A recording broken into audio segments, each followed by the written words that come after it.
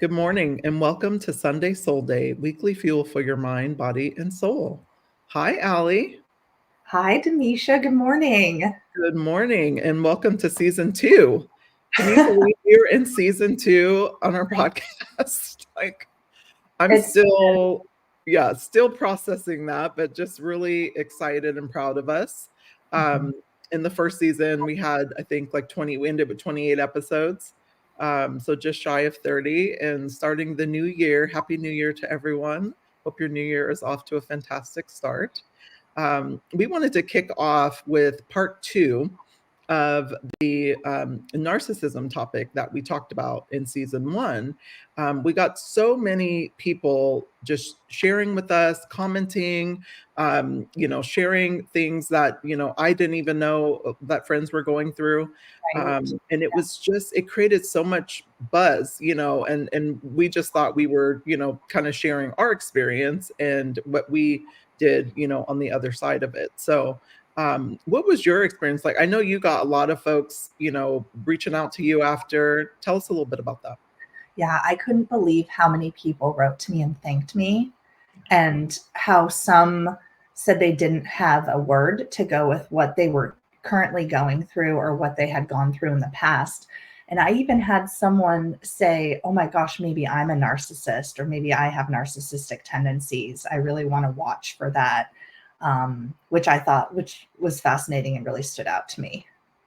Yeah, no, absolutely. And it's similar. And I had a couple friends sharing that they were actually going through a relationship with someone that fit kind of the description that we described, as well as a friend who is now in a pretty nasty custody battle and a divorce. And so, my heart goes out to anyone who's experiencing this. And we wanted to do a part 2 and just answer some of the additional questions that we didn't get to and people kind of wanted us to elaborate on. So, with that said, what I'll do is I'll just kind of go through some of the questions and then you and I can just tackle them. Yeah. So the very first question was, is there potential for healing, like individuals with NPD or narcissistic personality disorder? What are some treatment options? Yeah. So, dialectical behavioral therapy, or DBT, is one of the known treatments or successful treatments for people with a personality disorder. So that could be narcissism, borderline, some of the other disorders where the person doesn't believe they have anything going on and that other people are the problem. And if other people just change, they'll be okay. And so with dialectical behavioral therapy, it's helping the individual to think in less extremes, in like all or nothing, and bring it to the middle. So to go to and statements, this is really bad and this is really good, and to be able to hold a center, with also using the practice of mindfulness, where one is in that meditative state of letting things kind of flow in and flow out without attaching to an individual or an outcome, where it could dysregulate the individual. Yeah, no, thank you for sharing that. And what exactly is DBT? Like, if you had to kind of define that for our audience. Helping people to go from extreme thinking, so where they get really dysregulated, like really upset or really worked up about something, where so they split. So they make a person all good or all bad. Kind of works for borderline personality disorder. And they just kind of help their thinking to be sort of in the middle, like a gray area. And so they don't get dysregulated or upset or have rage as much. So they're sort of in that middle space. And Okay, yeah, that makes sense. and along with that is the mindfulness practice to help with the detachment of another person impacting them. Very helpful. Yeah, one thing I was gonna just kind of add is NPD cannot be cured. like, I want to kind of stress that. Yeah. I know Alli kind of provided, you know, the DBT, which is basically a therapy for it. So it's a way to manage it, but it can't be cured. And the best way to kind of manage that, and one thing I'll just add to what she said, is through medication too, as well. Um, and the goal of the treatment is really to help the person with NPD learn how to recognize their own self-defeating behaviors, and replace them with basically healthier coping skills. And I call it putting tools on your tool belt, that they didn't have before, and so it really helps them kind of get to that place, like Alli described with DBT, of just managing or having the and rather than the or leaning in towards, targeting people and their rage and everything. So thank you so much for explaining that. It kind of, yeah. And just to add on that, like, to get a sense of self, because something happened where there was not the sense of self developed in that first 5 years of life. And as we had mentioned before, trauma, abuse, neglect, was it at play? Maybe bullying, being left out. And so the sense of self was not formed. So the identity became in others instead. And so the tools you're describing help the individual to form or rely on that self, or to build some sort of sense of self. Absolutely. There was something else that I read a while back when I was learning, because one thing I do is I get really curious when I experience anything. And I had read something about talk therapy. Mm-hmm. What exactly, can you explain that a little bit more to the audience? Because that's another treatment that I read, that is a great treatment for narcissistic personality disorder. Yeah. So with talk therapy, there's different types of techniques that therapists will use: cognitive behavioral therapy, person-centered therapy. So that's where the therapist gives unconditional positive regard to the patient and really honors them and validates them and acts as a champion or cheerleader for the individual, sort of modeling or healthy relationships and modeling validation and providing kind of a container holding environment for the individual to feel seen, heard, validated, and to, again, gain a sense of self. And there's a lot of different techniques, but within that talk therapy, that's essentially the goal. Yeah, thank you. The second question we had was, can you elaborate more between the differences of the narcissist, the covert narcissist, which I had never heard of, and the malignant narcissist? And I thought this was a great question. And we kind of quickly took it through the three, but wanted to spend a little bit more time kind of defining those for you today. And one thing I think is just important to note is, you always want to tread very carefully when labeling or categorizing individuals, but it's also worth noting that narcissistic personality disorder can manifest at varying degrees and levels. And so I think the first level I'll have Alli kind of talk about, which is the narcissist and how it's defined. And then I'll kind of help define some of the other two. Okay, so I'm reading from the DSM-5, which is the Diagnostic and Statistical Manual. So in psychology, this is where we are able to diagnose different disorders or differences. Narcissistic personality disorder is named for Narcissus, from Greek mythology, who fell in love with his own reflection. Freud used the term to describe persons who were self-absorbed, and psychoanalysts have focused on the narcissist's need to bolster his or her self-esteem through grandiose fantasy, exaggerated ambition, exhibitionism, and feeling of entitlement. The disorder was first included in the DSM-3, and the criteria for narcissistic personality disorder are unchanged in the DSM-5. The prevalence of this disorder may be as high as 6.2% in the general population, and most persons receiving the diagnosis are male. And so I'm going to go over the criteria. And with that, there's a pervasive pattern of grandiosity in fantasy or behavior. There's a need for admiration and lack of empathy, beginning by early adulthood and present in a variety of contexts, as indicated by 5 or more of the following. So I'm going to go over those 5 really quickly, or I'm going to go over, there's 9 of them. And if there are 5, then one can be diagnosed with narcissistic personality disorder. So 1, has a grandiose sense of self-importance. Okay. And then number 2 is preoccupied with fantasies of unlimited success, power, brilliance, beauty, or ideal love. 3, believes that he or she is special and unique and can only be understood by or should associate with other special or high status people. Number 4, requires excessive admiration. Number 5, has a sense of entitlement. Number 6, is interpersonally exploitive. So they take advantage of others to achieve his or her own ends.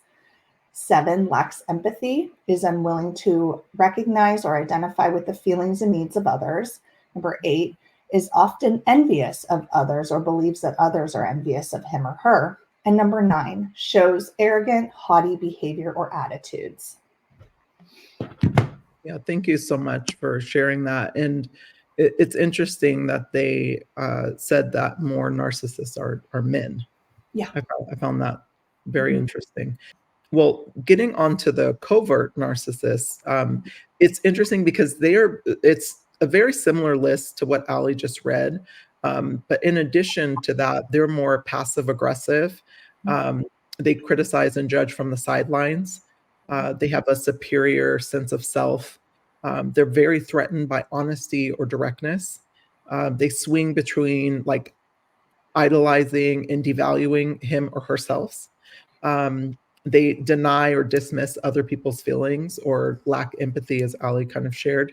And they cultivate a public image that's superior, than everyone else. And they definitely identify as a victim. So it's always everyone else's fault but theirs.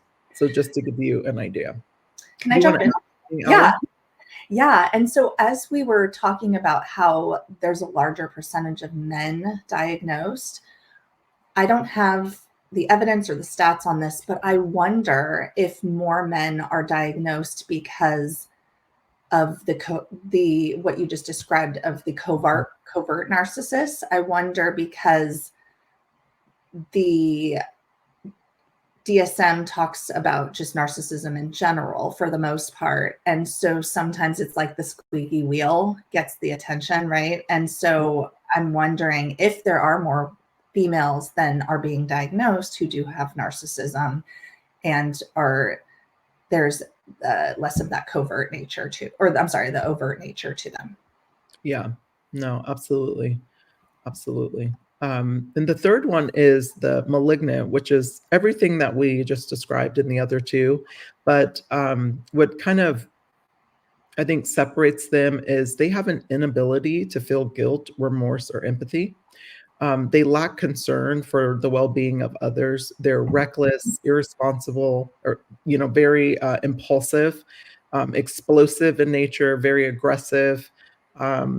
They they have behaviors that violate the law or others.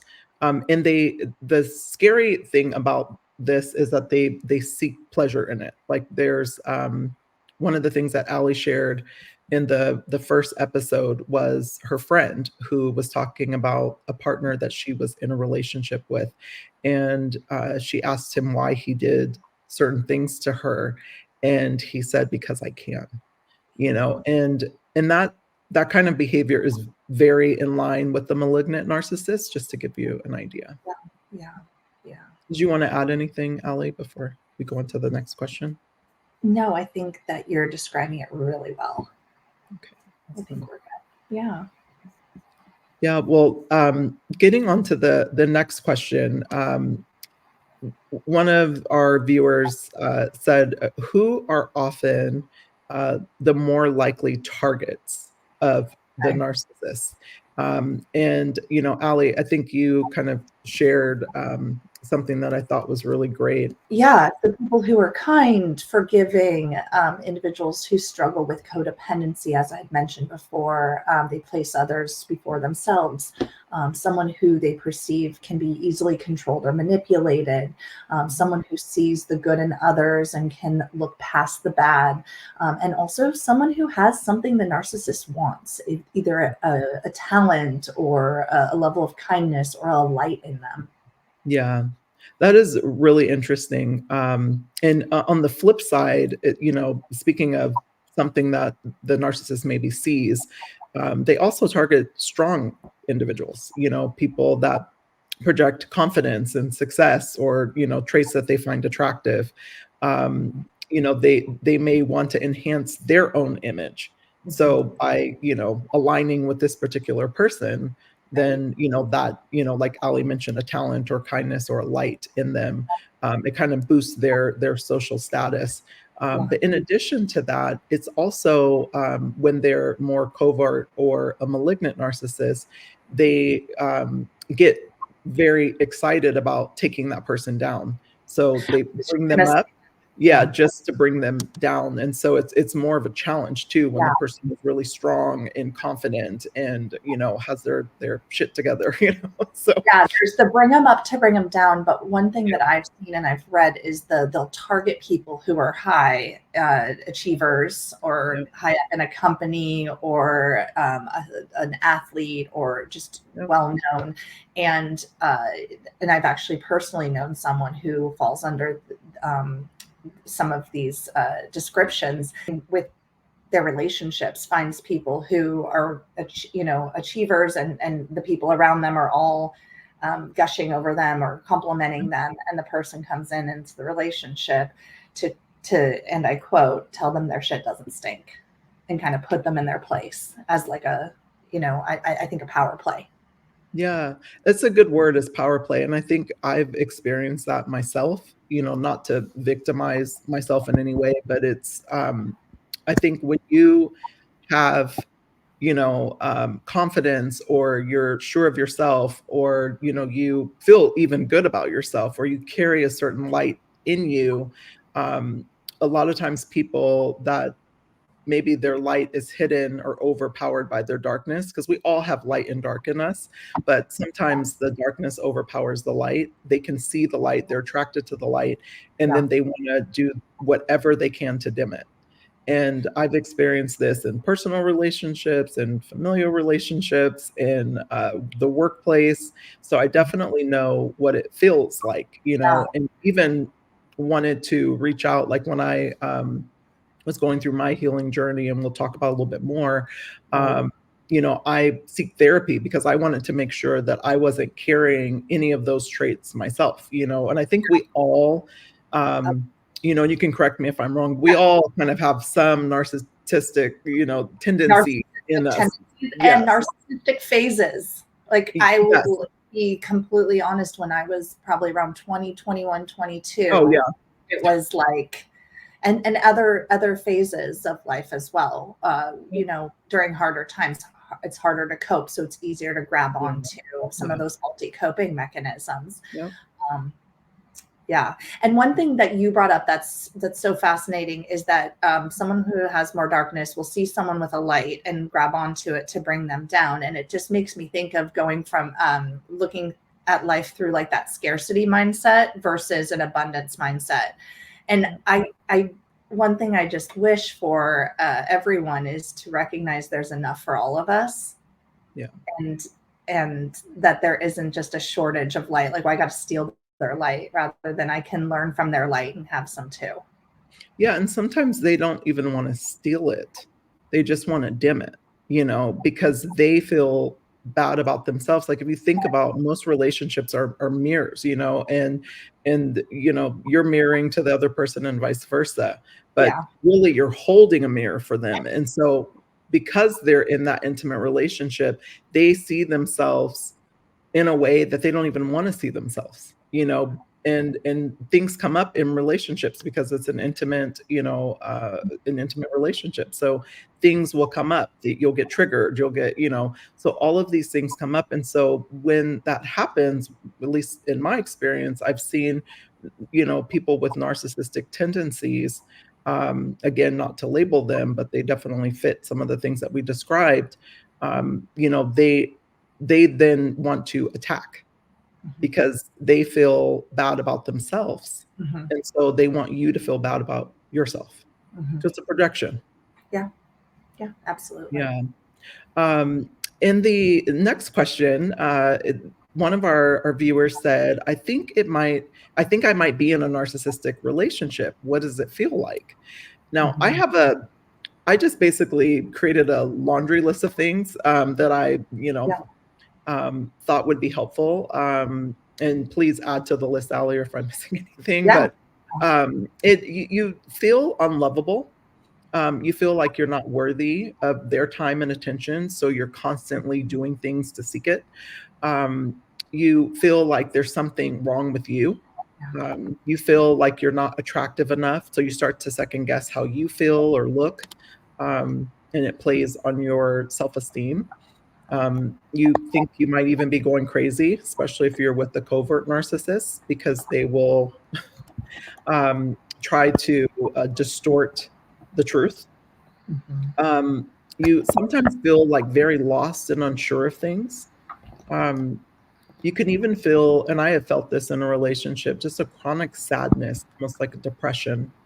You could feel shame and inadequate, Mhm. feel overwhelmed and out of control. Mhm. And sometimes you can even feel like your heart is being ripped from you. Yeah. Um, and something that I felt was very disrespected, disregarded, and unimportant to the person that I was in a relationship with. Yeah. Um, and although I never felt hopeless, I've heard people say like I felt hopeless and felt very broken. Um, and one of the things that is the hardest thing for anyone in any relationship when you're in a relationship, but yet you still feel alone. Yeah. Yeah. Yeah. And I'm going to go ahead and add to that Oh yeah. because, yeah. So I was in a relationship with Mhm. a person who was actually diagnosed as a Wow. narcissist, my ex-husband. And when he went to rehab for drugs and alcohol, they assessed him and he was diagnosed. Narcissism was one of them. There were other diagnoses as well. And so when I was in that relationship, I felt anxious. I was always wrong.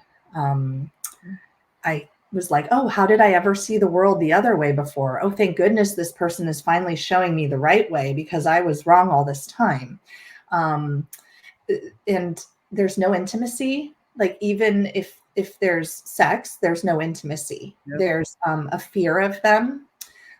They're almost not almost they become God. They become the higher power. Everything is for me was working towards not necessarily pleasing him, but not getting it wrong, not getting And the, upsetting the, him. the disapproval. Yep. Like he had a DUI and I was a couple minutes late and he gave me this very disapproving look. And in my head, I'm thinking, well, if you didn't have a DUI, you would be driving and you should be grateful that I'm here giving you a ride and when I have my stuff to be doing. That would never be said. I could never say that. You're voiceless.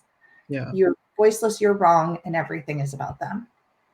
Yeah. The voiceless thing is a really big thing. And I think it takes people time. I mean, myself included, I can definitely share there. It's, when you have been surrounded by people that kind of have a lot of these tendencies, you become very voiceless and you don't even trust your voice. And their voice is much louder than yours. And so, one thing that I work with clients on is even, working on getting your voice stronger so you can hear yourself more than theirs. Yeah. So Yeah. yeah, wow. Thank you Yeah. for sharing and for your vulnerability sharing that. I really appreciate that. I know And it's gonna way help. stronger. My friend Jessica is a licensed therapist, Mhm. and she was one of the people that I had chatted with afterwards, and that's one of the things is helping the individual to find a voice in Yes.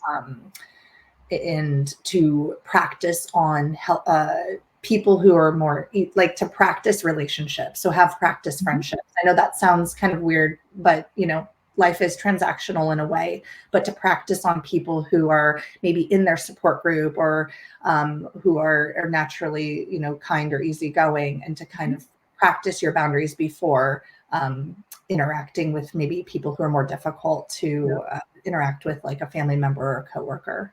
Yeah, that's really good. And, one thing I did for myself was even practicing, like, there would be times I wouldn't even send food back, like, that was wrong.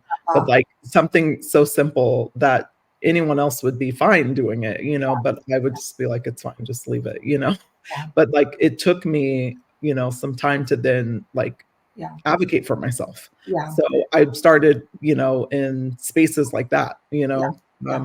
with strangers. Right. Yeah. Is And one of the things that I do with my clients, and I practiced in Coda recovery, was the idea of dating yourself. So Yeah. being like we've talked about in other sessions or other talks, was going out to sushi or going out to Yeah. coffee, not by yourself, but with yourself. So no Mhm. distractions, and start to hear your inner voice and start to let that build, or hear yourself while you're in the shower, hear yourself while you're exercising, and be present and intentional with you. And that truth or purpose starts to slowly come up without the interference from other people or the distractions that we tend to make to Yeah, avoid the self. exactly. Yeah, and one of the things I wanted to touch on is, how one feels, when there's children involved, and when they're going through a divorce. One of my, friends who I will, keep anonymous just, because she's actually in the middle of it right now, um, she shared with me that, they use children as, like a pawn, and it's not even that they want to be with the children, but they just wanna fight you. And so, a lot of times, when you're in those relationships, it's like trying to find that balance, of co-parenting, of, Yeah, making, distancing yourself for your own protection, but yeah, also then finding a kind of, happy medium, if you will. And it takes practice, sure. and it takes time, like, I will personally share that it's definitely not easy Yeah, when you feel like someone kind of suffers from those disorders, because they will do things like not call the children, or mhm, say they're coming and, not come, or right, not withhold money. right, Like, for me, I don't receive any financial, support. right. uh, I have my children 100% of the time. Yeah, And this isn't, to pat me on the back, but it's just to state the facts, you it's the know, it's your truth. Yeah, and it's the truth. And so, and, but on the flip side, we'll be gaslit and, talked about and smeared to others, saying that yeah, I'm holding the kids from this person, et cetera, et cetera. Yet, when um, I always make it a point to try to, help the relationship, yeah, whether it's encouraging them to call, mhm, um, or if they have a question. Like, I don't ever answer for their father, mhm, um, but I always try to create a, opportunity for a moment. So if I go to LA, he actually lives in LA, we're in Arizona. mhm, If I go to LA, I always let him know. So then if he wants to make time, mhm, uh, for them, then he can, and if he yeah, doesn't, then he doesn't. But I just think, like, you have to take the highest road possible and mhm, put your kids first in yeah, everything, and really put your feelings aside in all the things that that they're doing to try and hurt yeah, you, yeah, um, and really put it aside and create a space of empathy. Because to me, if someone is doing that with their own flesh and blood who they created, there is definitely something going on inside of them that is mhm. unhealed. And so for that alone, as a human, I just have a lot of empathy for. Yeah.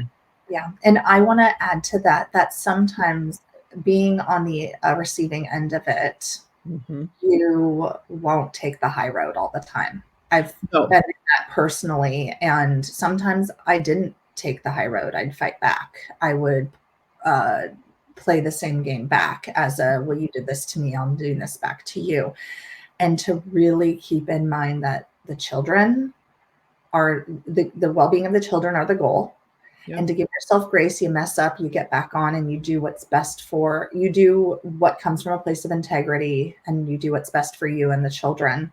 And, but just, yeah, you're not going to get it right. Sometimes you feel so beaten up and so raw and so spit out and so misunderstood that you'll be reactive rather than intentional. And so, and also remember too, like the thing that I try to remember is my kids are watching me. They're with me 100% of the time. They're not with him that much. Right. You know, maybe once, maybe twice a year. But so I try to make sure that I'm modeling what I want them to later grow up, you know, because they're going to grow up and have their ideas of him. Like I have a thing where I don't smear him to them at all, you know, because they get to formulate their own opinions based on the relationship that he's putting in or not putting in. So, you know, I don't need to do anything on my end, but I do encourage them to have a relationship with God so they can take it to God when they're sad or feeling, you know, like unloved, which these are their words, not mine. A great way to empower your kids. Yes, exactly. Being in that spot, because I watched that personally, and to see that when the children don't feel like they have anywhere to go or anything to do, and you're mad too, and you're frustrated for them. Again, I didn't always get it right.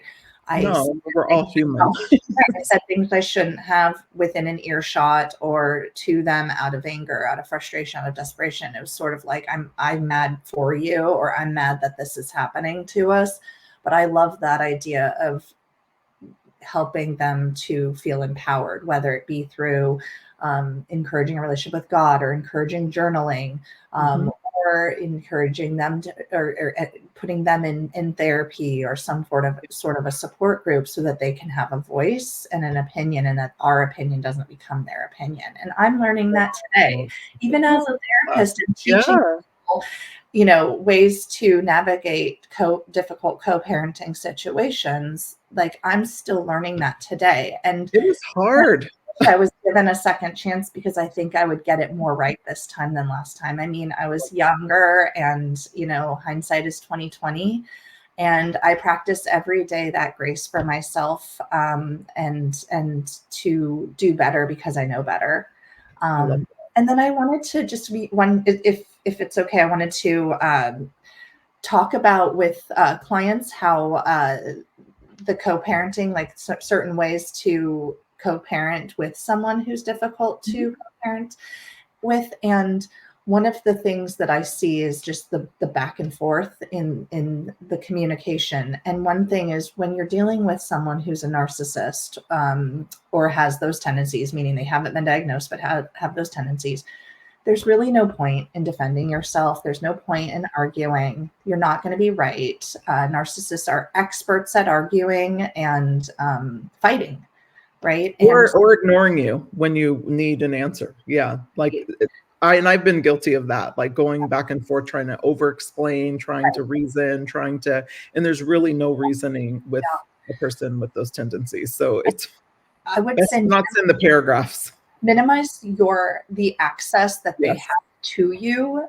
There are even legal platforms that you can communicate just through email if it ever becomes too confrontational. There's Our Family Wizard where it's legally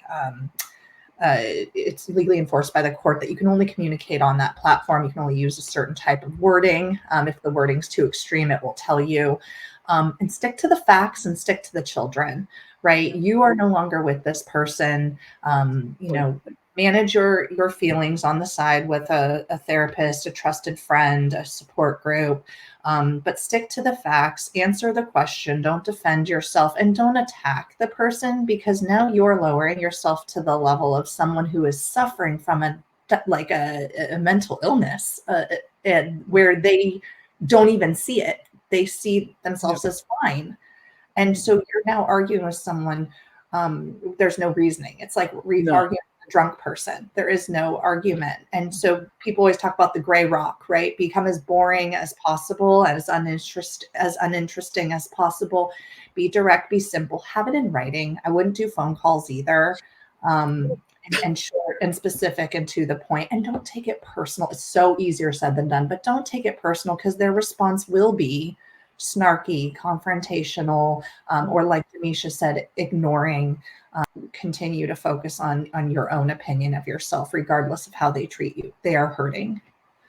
Yeah, regardless of how they treat you, or they're getting other people to treat you, through lies and manipulation. And I think that's the hardest thing that I've heard with, people that are in this situation, where they have a whole life that they built together. They have joint friends, and then all of a sudden their friends are taking sides.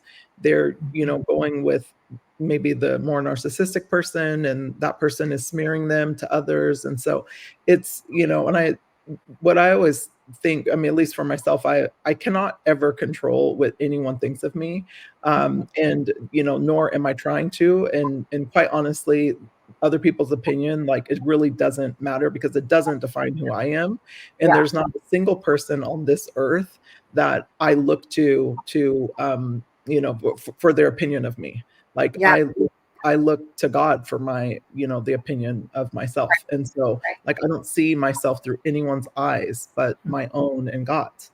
And so I think, like, really working on you is the best thing that you can do in these situations, and giving yourself so much grace. I mean, so much grace, because you're not only are you going to be learning new things, but you're going to be unlearning all the things that put you in that situation and kept you in that relationship. Unlearning what I would call faulty coping mechanisms, or in the 12-step recovery model, they talk about defects of character. I know it sounds harsh, but it's those things that we throughout our childhood, and maybe even young adulthood, or throughout our life, that no longer serve us. And they may have worked, or we thought they worked at one point, and they don't work. So undoing and then replacing.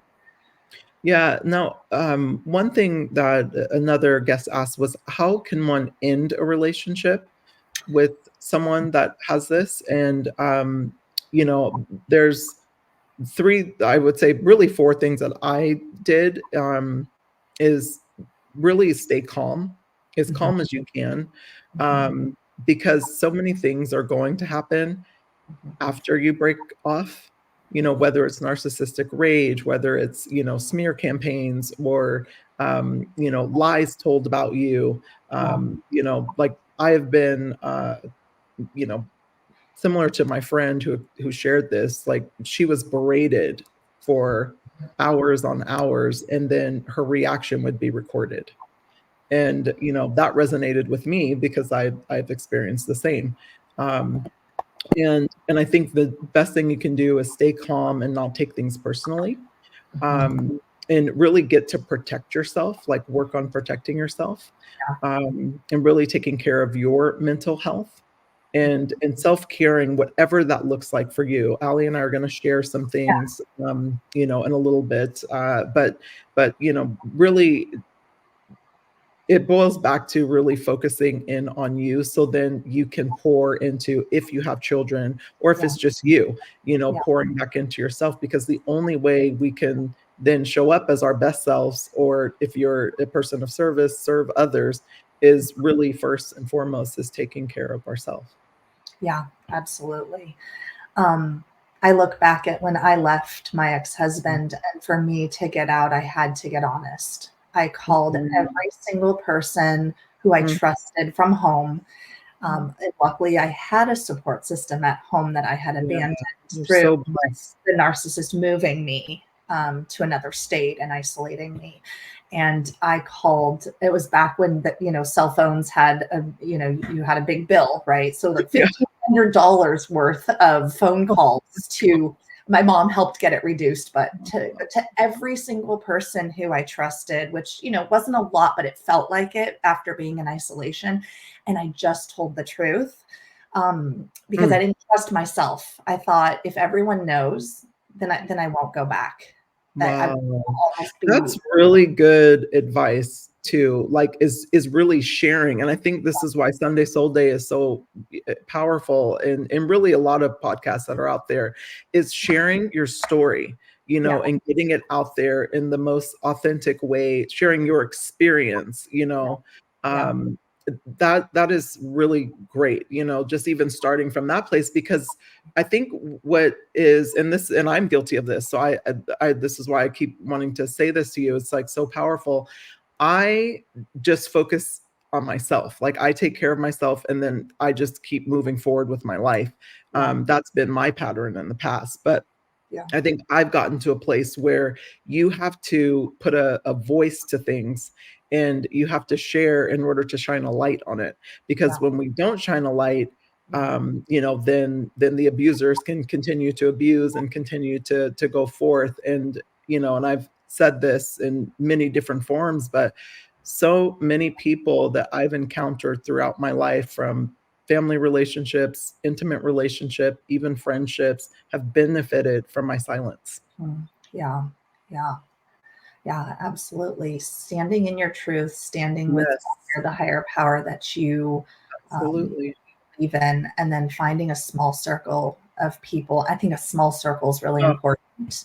so Not true. a large circle, but a small circle, even if it's just one or two other people Yeah, that you can stand with them, and then they can be part of the committee in your head instead of the narcissist or the narcissist circle. So for me, the narcissist also had a mom who was involved, and so I became part of a narcissistic system. And then there's other people involved. So it was a team of people who were telling me they were right and I was wrong. yeah. And how can you not, while you're in it, you're in the eye of the storm, you don't see that. And so No. It's like jumping in a pool, it's like when you're jumping into a pool, you cannot see. And that is what being in that kind of system is like. It's like, being blinded by, like you're being waterboarded almost, like yeah, it's not until you get out of the pool. I like to use the pool right, analogy, because once you right, get out of the pool, you have a completely different view. You can see yeah, just how wrong and messed up things are. Like you get a different lens. So I love that you mentioned that. The next question I thought was actually really powerful was in our last episode that we did, the first episode, we talked about forgiveness and empathy. And one of the questions that came in was, you mentioned forgiveness and empathy. I am still very angry and bitter. How do I forgive and move forward?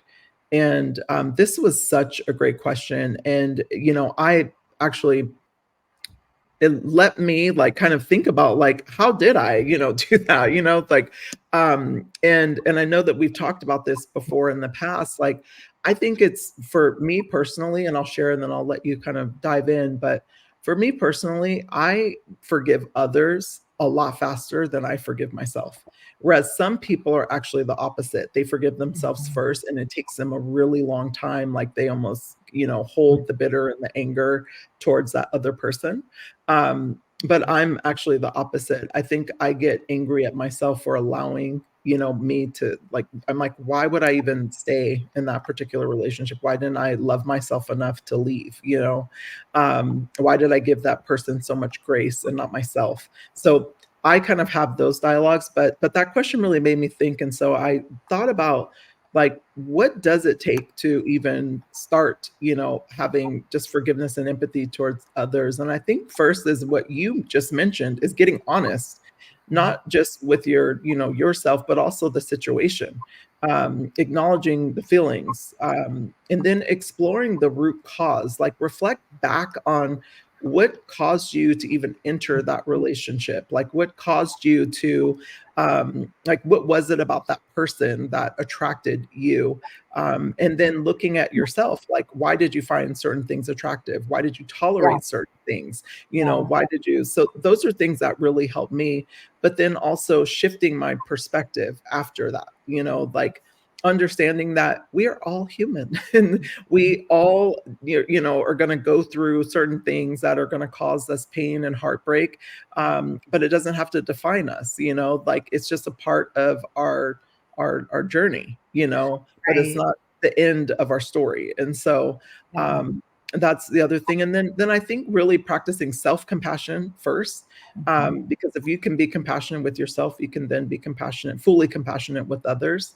And then releasing, like something that I talked about on several shows ago, is just releasing things. This person mentioned like angry and bitterness or resentment. That's really what it boils down to. They're resenting the other person. So Yeah. finding a way to release that, whether it's through journaling, having cord, what is it? I call them cutting cord ties. Like where you're cutting that tie between that person, so you Yeah. can release the negative feelings that you're feeling, Yeah. Just towards that person, because it's not easy. And then really putting a support system around you, like you said, like that is the most important thing. And I think I did something completely drastic. That's the last point I'll mention is, sometimes in order for you to elevate, you have to separate. And you have to separate as far as you can. That allows you to rebuild yourself in a way. And that rebuilding is a gift. Yeah. And I didn't know at the time that it was a gift, but when I left the Bay Area, that was a complete gift when I moved to Arizona, because I've had these moments throughout my life where I've had, breaking points, and then I've got to rebuild myself. And you get to decide.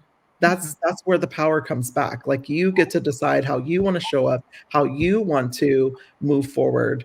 Yeah. You know, so that would be my kind of, at least that helped me. So Yeah, no, absolutely. That's great. So for me, I entered graduate school once I left my ex. And as I was in therapy and learning, doing the CODA recovery, I had a professor that we would do check-ins, and met with him. And he just said to me, what was it about you that made you enter this relationship and not trust yourself? And so through therapy, CODA, and from the words of my professor, I learned to gain self-trust. Similar to the narcissist, somehow along the way, I think with being focused on being an athlete and some of my upbringing and having ADHD and feeling like I was always wrong because I was always making little careless mistakes, I hadn't developed a sense of self. I was what I was good at, but there was a lack of character and virtues and values, and that sense of self inside me, similar to a narcissist. And I had to learn self-trust. And then with the healing process, that the self and other forgiveness. I remember in CODA, when we had to list the people we needed to forgive, the sponsor brought up, what about you? And I'm like, well, what about me? Like, I never learned you forgive yourself for anything. You should be so mad at yourself, beat yourself up so you never do it again. But through learning boundaries, I was able to recognize that you can forgive and not forget, because the more you trust yourself, you don't have to hold those very rigid grudges or anger. You know that the person hurt you, or this type of thing hurts you. You got that self-trust. I'm not going to go there again. And if I do, I'll promptly admit it and make that correction, right? That progress, not perfection. And that forgiveness for the other person was for me. And that forgiveness for me is the best gift that I can give me. I still have moments where people will live what I call rent-free in my head. And I was telling you this, Damesha, rather than acknowledging it and sitting in it, I spot it. I say, hey, I see it. It's there. And I go, what else do I want to be? What else would serve me better right now to put inside my head? Or what is this? What bigger thing is this telling me? Oh, if I'm going out there and thinking about the narcissist in my life, It's because I'm not focused on me. It's what can I be doing to focus on me? What self-care thing do I need to be doing? What maybe a resting thing I need to be doing? Am I restless, irritable, discontent? Am I hungry, angry, lonely, tired? Is there something going on in me that's making me choose my drug of choice, which is to obsess on other people that I can't control? When you are suffering with codependency, you believe that, similar to a narcissist, that you have the power to change someone, to help them not be cruel, or to explain yourself so that they'll change and treat you better. Yeah, and you hear that so much. I'm so glad you mentioned that because I hear that so much. Like, even for me, it's like, how arrogant of you to think that you can change someone. That's God's job, Yeah, and or your higher power's job, yeah. and that person's job doing the work on themselves. But Mhm. I think we think when, we're 10-gallon full people, we can love people Yeah, into doing better. right. And you can't. Yeah. So, And for me, that love, to be completely transparent, that love did become manipulation. Like, it will mm, try from a place of love, that didn't work. I would try from a place of control and manipulation, which they're yep, all aligned with fear. yep. And and in every single day of my life, I have to drink from the cup of love. And when I'm in fear, I recognize it, identify it, and I shift back into love. Yeah, and I think too, like, one thing I'll add to that, and love everything that you shared, is adding to your vocabulary list so you can label things, Like you were saying. Yeah. and labeling them properly. So then when you do that shift from fear to love, you can keep recognizing it when it shows up. And we're all, I keep saying this, but we're all human. So we're going to make mistakes. You might even find yourself in another narcissistic relationship down the road. But the thing is that you will do better because you'll be able to identify it a lot faster and get out a lot sooner before, years or marriage in your case, so love that you mentioned that. Well, we got so many questions about our kind of self-love, Yeah. self-care, and I know your friends reached out to you asking what was your kind of Yeah. process, and I had people that wanted to just understand, like, what did I even mean when I said, like, I focused in on self-care. And I'll give a quick overview of that, and then we'll share some of Allie's tips, and then I'll share some of mine. But just to elaborate a little bit more, one thing that I didn't mention is therapy was a huge proponent for me to get another person outside of my family, Yeah. who I, loved them to death, but didn't feel like they were helpful in that situation. And a large part of it is, not everyone has the tools to process any of these things, or even the have the right kind of tools in their tool belt and steps to take to assist you or help you, especially if they have difficulty helping themselves. So Right. I Right. wanted to get a neutral person. So I worked with a therapist. I also had a spiritual life coach who was very instrumental, and helped me in so many ways. And I'm just so grateful. Shout out to Dave Gibbons if you're listening. Love him. I'm so grateful that God allowed our paths to cross. And I met him during my time at Goodwater Capital, and I was working there, and they had him on staff. So I just wanted to mention that because I will be forever grateful, because he gave me language, again, adding to the words that I didn't have. He gave me, a set of tools in my tool belt that I needed in order to get me, not all the way on the other side, but definitely on the bridge. Wow. So then I can keep walking towards the other side. And, my favorite saying is always 1% better every day. And that's all I could do, is I just kept putting one foot in front of the next. And I think really, focusing in on myself and what, not only, like self-caring and all those things, but what was my purpose? What did I want to do? Like, could I, like, if I moved, then what would that mean? Like, I still need to work on myself. So really, like, understanding what I needed to do to work on myself and my healing, and what that looked like. So I seeked a lot of help around that, read lots of books, and I'm happy to put them in our chat after. But we got so many questions about your kind of daily inventory, and I had you put it together on a doc so people can not only listen to you talk about it, but also see it. And if you want to take a screenshot of it and implement some of the things in your life, but would love for you to kind of talk through that. Yeah. And I was so excited for people to reach out to me because in Coda Recovery, there's a rule of thumb of attraction, not promotion. So we don't force others to try what's working for us, but through what we're doing, it attracts that our light attracts others to that light. And yeah. And so I do this every single day or every day that I can remember. And I do it in the morning and I do it in the evening. And it helps me maintain the change that I've made through my healing journey. And so I lay there and I now have it memorized, but in the morning, I lay there and go over it to set the intention for the day. And in the evening, I go over it to kind of assess what I did that day, any mistakes that I made. And as far as mistakes go, it's so important to make them. I don't shame myself for it. I learn from it. I heal from it. I grow from it. But so I'll ask myself, am I living my higher power's will? Or am I living, if I could even replace that with, am I living my authentic truth? Am I living my purpose?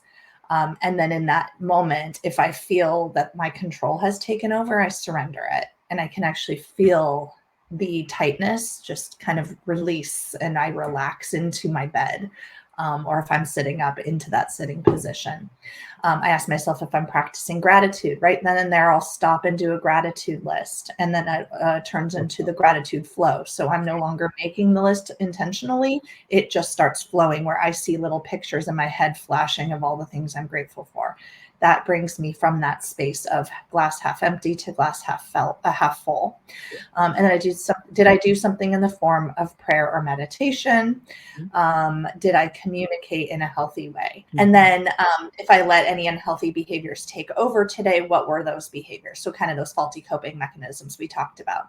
Am I getting enough sleep and rest? Then am I engaging in enough recreation? So am I having fun? Am I creating? Am I doing things that feel good, that are safe for me? Did I exercise today, like take a walk, swim, or do some other form of self-care activity? Am I eating a healthy diet? Did I honor my feelings today? And am I taking care of myself kind of in general? And that set the stage, and that also helps in the end of the day to review. Yeah, I love that. And I love that it's like one checklist too for people who just want like a quick thing to kind of run through. And maybe like Alli said, it's not, promotion, but it's, it's really you find what works for you. I myself, when I think about self-care, am like a walking contradiction in a lot of ways because I love routine, but I also love change and variety. And so I have came up with my anyone who knows me, I love acronyms. So like I came up with my triple D, which is Damesha's daily do's.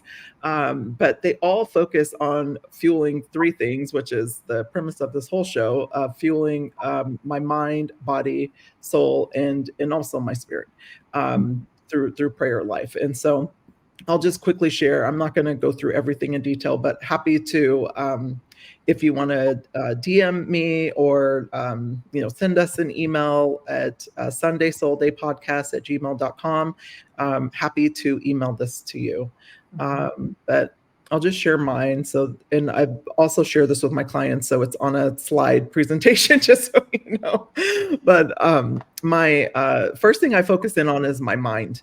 And I'll just quickly run through these. I'm not going to read them all, but, I focused on mindfulness meditation. I am an avid reader, so I have to carve out, not really have to, but I get to carve out at least 30 minutes a day for reading because it just brings me so much joy. I journal. You guys have heard me talk about this, but I journal gratitude in the morning and what I want to release in the evening, as well as gratitude before I go to bed. So I wake up grateful and I go to bed grateful. But then I also, in that journaling, like I talk about things I want to surrender to God. And so, and that goes along with the release, but, I'm look at things like the stories I'm telling myself or challenging my beliefs. Learning is a huge part of who I am. And so I am in different communities. I take online courses. I listen to podcasts. I do workshops. I put on workshops. But I try to do things even as simple as like a word of a day to stimulate, my intellect. I play brain games because I'm just a nerd. And so I do puzzles, crosswords, brain teasers like Sudoku. I always lean into my fear. And I think this is the mindset thing going from like what Alli was talking about, from a place of fear or love. And so I actually lean into things that scare me. And so I try to do that daily, like find some type of discomfort that will kind of catapult me in my growth. And then I love this, something I came up with like maybe 4 years ago. I like to have a mental orgasm daily. Now, we're all adults here. I'd love to have a sexual orgasm daily too, but I do love my mental orgasms. And I love a mental orgasm. And it's something as simple as, for me, I chase sunsets. I literally will run out of my house just to make sure I don't miss the sunset, because that's a mental orgasm for me.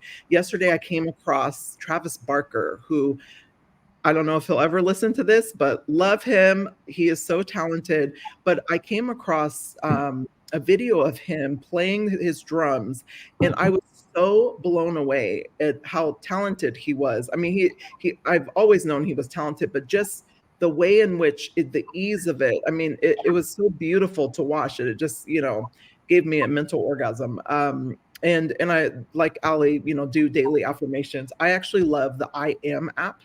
I love that app. So I know, I think I told you about it. I am obsessed the app, and I have it every day, and I have it on my God, I love it.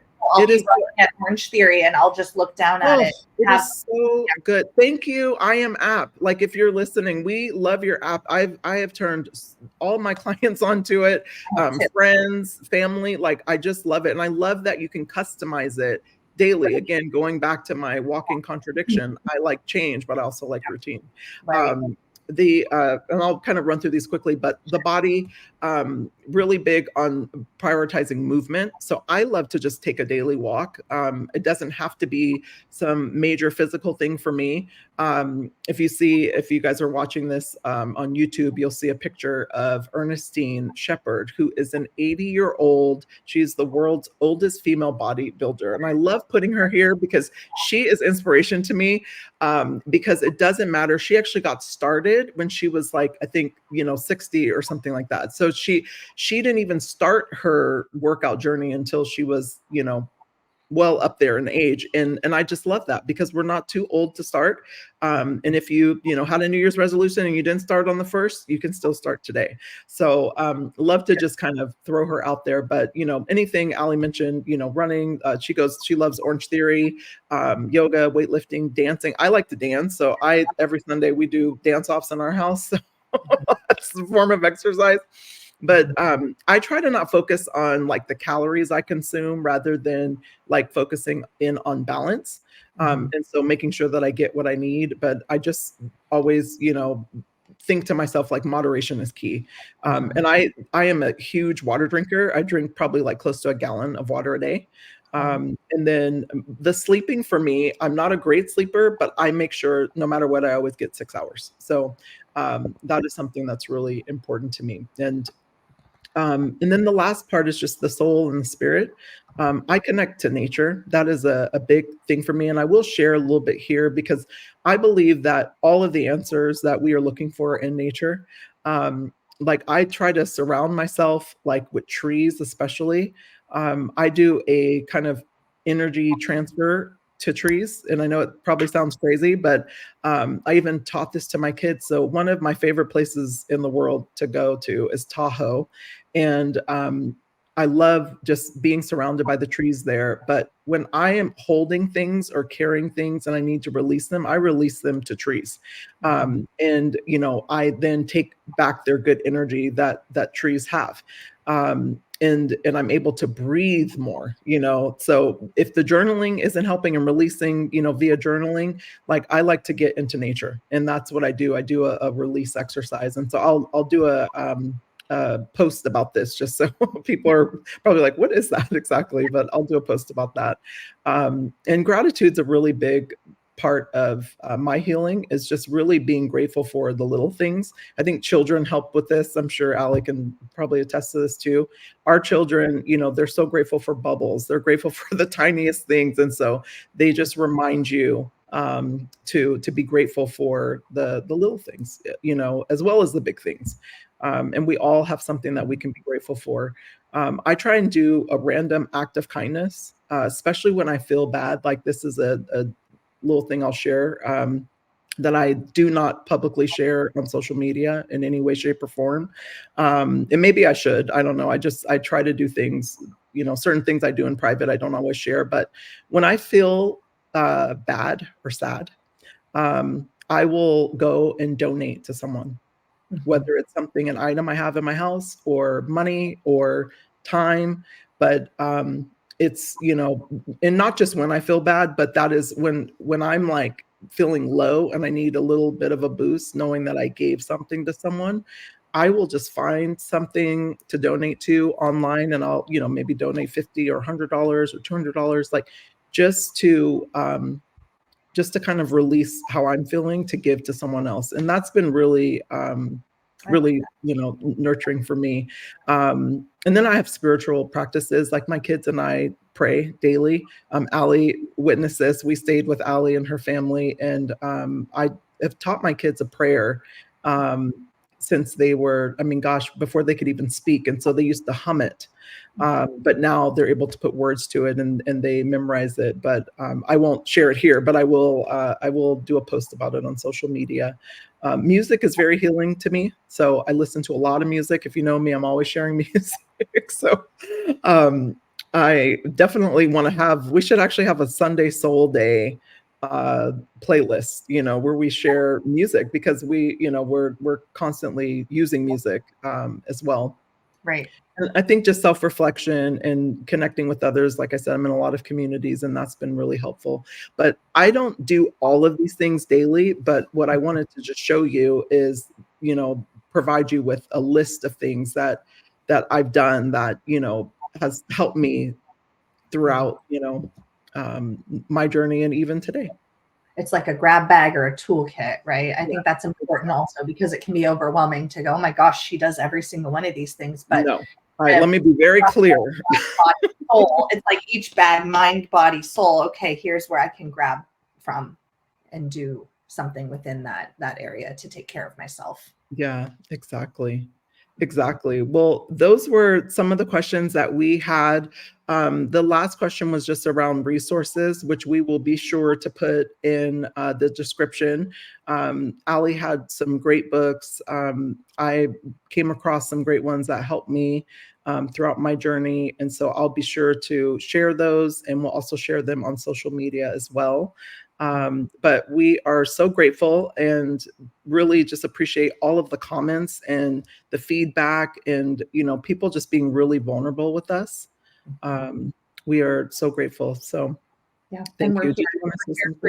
I wanted to say we're here, kind of echo what you said. We're here for you. So if you want to message one of us or both of us privately, and you need some guidance or support, we're here for you. You're not alone.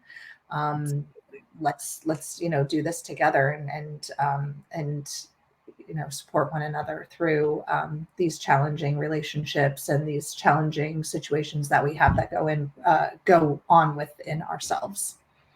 Yeah, absolutely. And also get yourself a friend that's a therapist, because Alli helps me with things. And you help them so much too. That outside perspective, because we're in it. That outside perspective is invaluable. It's amazing. Absolutely. Yeah. Well, everyone have a blessed Sunday, and thank you so much for tuning in.